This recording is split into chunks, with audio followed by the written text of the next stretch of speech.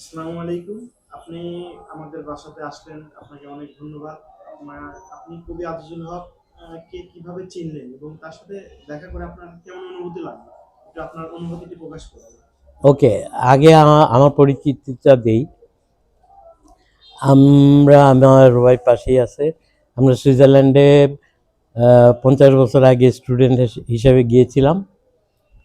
তারপর থেকে আর আসা হয়নি। পড়াশোনা কিছুটা করে আমি জাতিসংঘে ৩০ বছর চাকরি করে সদ্য আমি অবসর নিয়েছি।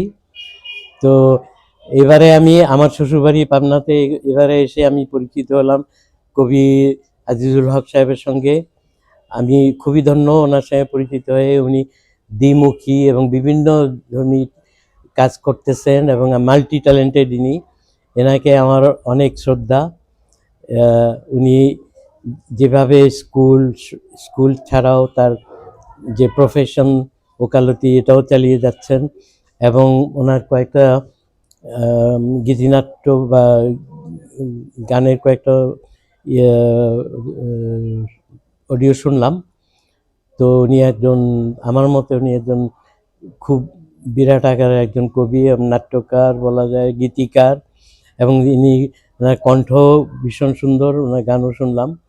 সব মিলিয়ে একটা দারুণ পরিবেশে আমি এখানে খুব মুগ্ধ হলাম, এবং আশা করি ভবিষ্যতে এই কানেকশনটা থাকবে।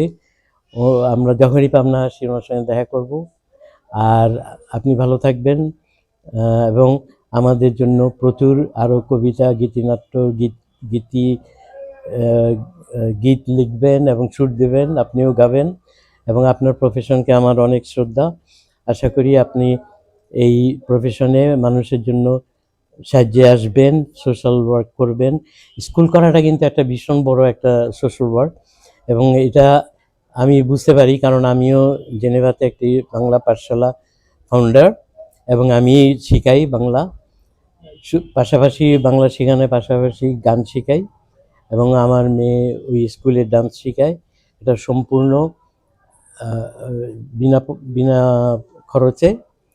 এটা সম্পূর্ণ খরচ আমার উপরে দিয়ে যায়, আমার ফ্যামিলি বহন করে। এই ব্যাপারে আমার পরিবারের, আমার সহধর্মিণী, আমার ছেলে, আমার মেয়ে সবাই সম্পূর্ণ সহযোগিতা করছে আজ ১৩ বছর যাবত। তো আমি কবি আজিজুল হক সাহেবকে অনেক শ্রদ্ধা এবং আমাদের অনেক প্রাণ ভরা অভিনন্দন যে আপনি যে কাজ করে যাচ্ছেন সারা জীবন, এভাবে আপনি করে যান। অনেক ধন্যবাদ। সবাই ভালো থাকবেন। আপনাকে অসংখ্য ধন্যবাদ এত সুন্দর মতামত জানানোর জন্য। ধন্যবাদ। ধন্যবাদ রাজীব।